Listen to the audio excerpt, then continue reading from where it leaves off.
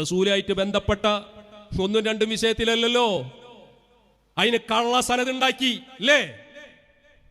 എന്തിന് നിങ്ങൾ അല്ലാഹുവിന്റെ റസൂലിന്റെ പേരിൽ കള്ളത്തരം ഉണ്ടാക്കി? ഞങ്ങൾ ഞങ്ങളുടെ കൃത്യമായ നിലപാട് പറഞ്ഞിട്ടുണ്ട്.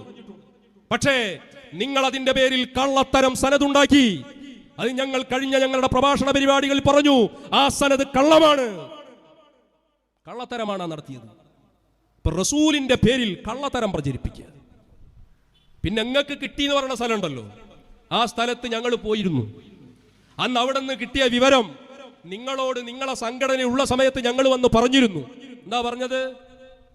നിങ്ങൾക്ക് കിട്ടിയെന്ന് പറഞ്ഞ സ്ഥലത്ത് അവര് പറയുന്നു നിങ്ങൾക്ക് അങ്ങനെ തന്നിട്ടില്ല, അല്ലാഹുവിന്റെ റസൂലിന്റെ ഷഅർ മുബാറക് നിങ്ങൾക്ക് തന്നിട്ടില്ല. നിങ്ങളോട് ഞങ്ങൾ വന്ന് പറഞ്ഞപ്പോ അന്ന് നിങ്ങളെ സംഘടന അടിമകളാ, നിങ്ങളെ സംഘടനാ കൂടാരത്തില് നിങ്ങളെ അണികളായിട്ട് നിൽക്കണ കാല. അന്ന് ഞങ്ങളോട് പറഞ്ഞു ഇത് പുറത്തു പറയരുത്. ഗുണ്ടായിസം കാണിച്ചു ഞങ്ങളെ പേടിപ്പിച്ചു, നിങ്ങൾ കണ്ണുരുട്ടി ഞങ്ങളെ പേടിപ്പിച്ചു. അപ്പൊ നിങ്ങൾ അടിമകളായി ഞങ്ങൾ നിന്നു. അന്ന് ഞങ്ങൾക്ക് അത് പറയാൻ പറ്റിയില്ല. ഇന്ന് ഞങ്ങൾ സ്വതന്ത്രരാണ്.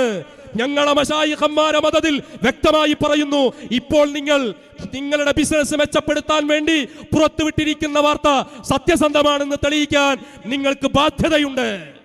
കാരണം നിങ്ങൾ ഒരുപാട് കളവുകൾ ഒന്നിന്റെ പുറകിൽ ഒന്നായി പറഞ്ഞുകൊണ്ടിരിക്കുന്നവരാണ്. റസൂലുള്ളാഹിയുടെ വിഷയത്തിൽ വരെ അല്ലേ? അതാണിപ്പോൾ നടന്നു. ഇങ്ങക്ക് തന്നെ വിശ്വാസമല്ലല്ലോ. ഞാൻ പറഞ്ഞില്ലേ, അള്ളാഹുവിന്റെ റസൂലിന് അയലുണ്ട് എന്ന് വാദിച്ച മൗലവി, റസൂലുള്ളാഹിയുടെ ശരീരത്തിൽ ഈച്ചരിക്കുന്ന മൗലവി, ആ മൗലവി ഒരു ചെറുപ്പക്കാരനായിട്ട് നടത്തുന്ന ഒരു സംഭാഷണം ഉണ്ട്, ഒരു സ്വകാര്യ സംഭാഷണം. പേര് സ്വകാര്യ സംഭാഷണ, സംഭവമൊക്കെ പുറത്തായും ചെയ്തിട്ടുണ്ട്. പണ്ടാരോ പറഞ്ഞില്ലേ, മൗനജാത വിളിക്കുക. മൗനജാത എന്ന് പറഞ്ഞാൽ എന്താ? മിണ്ടാതെ അങ്ങനെ പോലെ.